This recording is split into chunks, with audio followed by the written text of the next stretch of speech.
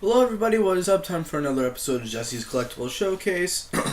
Got my NWO shirt rocking for you because today I'm going to be doing an episode about my vintage wrestling magazines.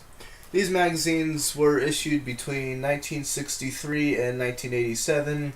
Most of them I got at the library for a quarter.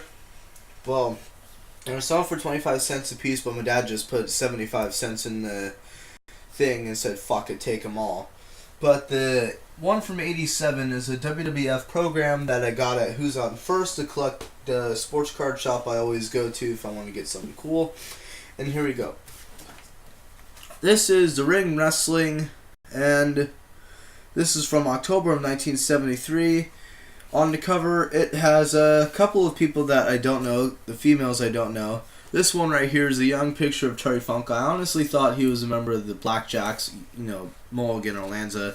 And these are two former WWF champions, Bruno Sammartino and Paige Morales. The title above right here says, Fans Scream, Science No, Blood Yes. The cover is a little dinged up, but it has a pretty good picture. It has a pretty good paper. It's in good condition right here. It talks about matches that go on in Detroit, Chicago, different wrestling territories. And a lot of people don't know this that are wrestling fans today, but before the WWF in the mid-80s bought out all the other small promotion companies, there were different territories run by the National Wrestling Alliance. And this one right here is a picture of Andre the Giant when he was young. This was actually when he first started wrestling in the States in 1973, which is a rare picture back when he still had the fro and was actually considered a good guy. This one is the oldest issue I have. It is from December of 1963. It has a Fabulous Moolah beating up some jobber. And the jobber is wrestling terminology for someone that, goes out there strictly to lose to whoever their opponent is.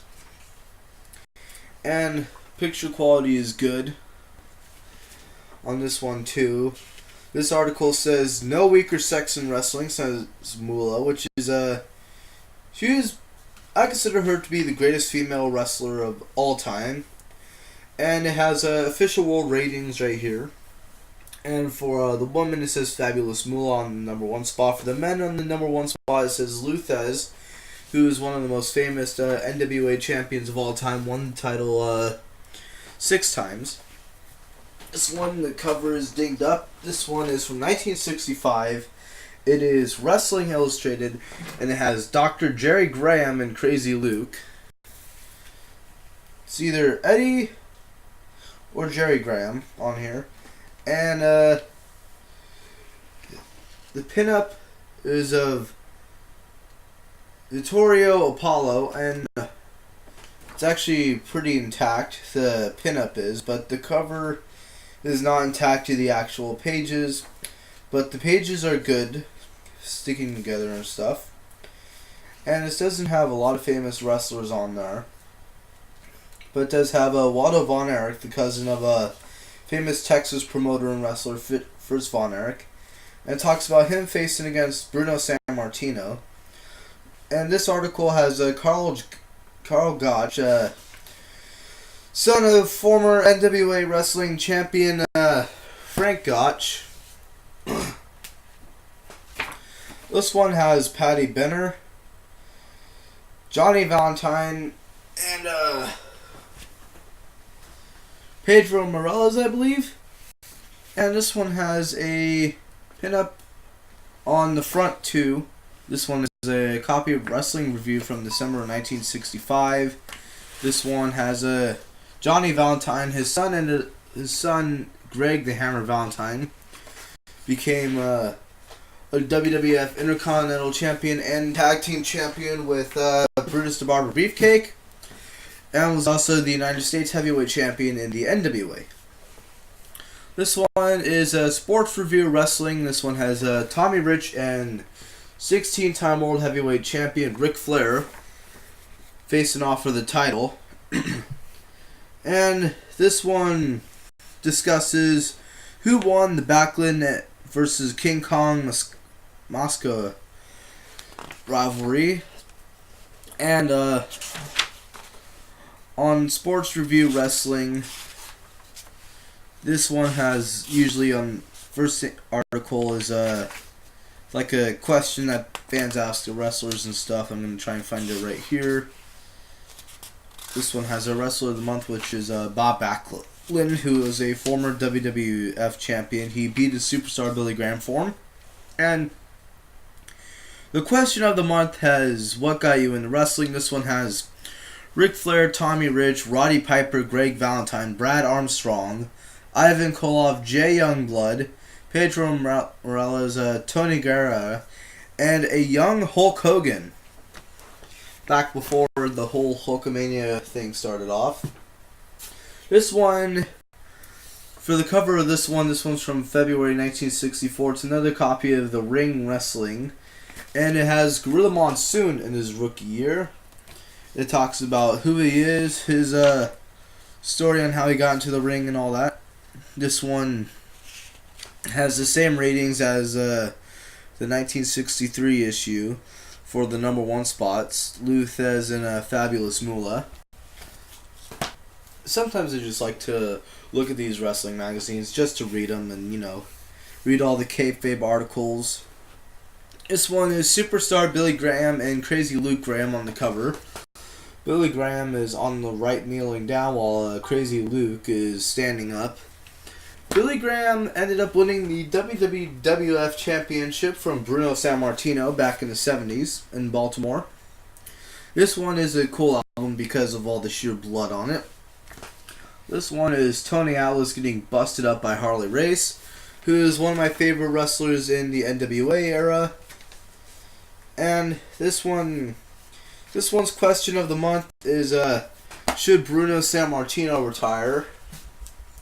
This one is another wrestling review. It has Fabulous Moolah, Danny Hodge, and Fritz Von Erich.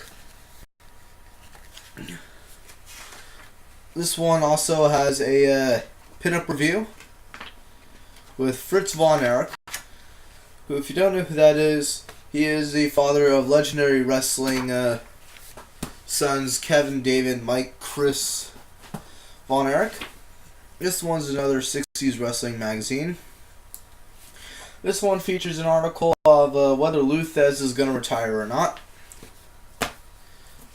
I'm going to try and keep the rest of this video as short as I can. This one's the wrestling program I talked about that I got for $3. This was taken right after WrestleMania, and this one was sold in Tacoma, Washington, my home state. And it talks about Demolition, Hulk Hogan, Ricky the Dragon Steamboat. Has a bunch of different merchandise, and right here is actually a young Stephanie McMahon, Vince McMahon's daughter. This one has Dr. Bill Miller and a couple of female wrestlers. This one was from 1970, December.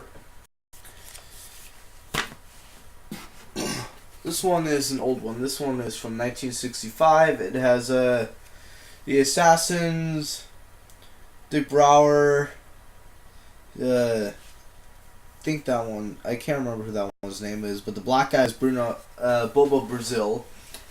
And these are one of the greatest tag teams of all time from the 60s and 70s.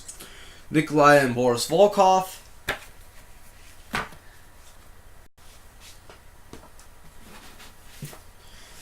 This one is Inside Wrestling from November 1970. This one has Mil Mascaras on the cover, Bruno Sammartino, the Chain Gang, and Apartment Women Wrestling. Now, Mil Mascaras is considered as the second greatest pro wrestler in Lucha Libre, which is masked wrestling, for those of you who don't know. The greatest being El Santo, or the Saint. This one has Bobo Brazil versus, I think this one is Chief J Youngblood. Chief J Strongbow. This one was taken in June 1964. Another copy of The Ring Wrestling. And on the back, they used to have Atlas magazines and, you know, trying to become like the world's strongest man, bodybuilder, whatever.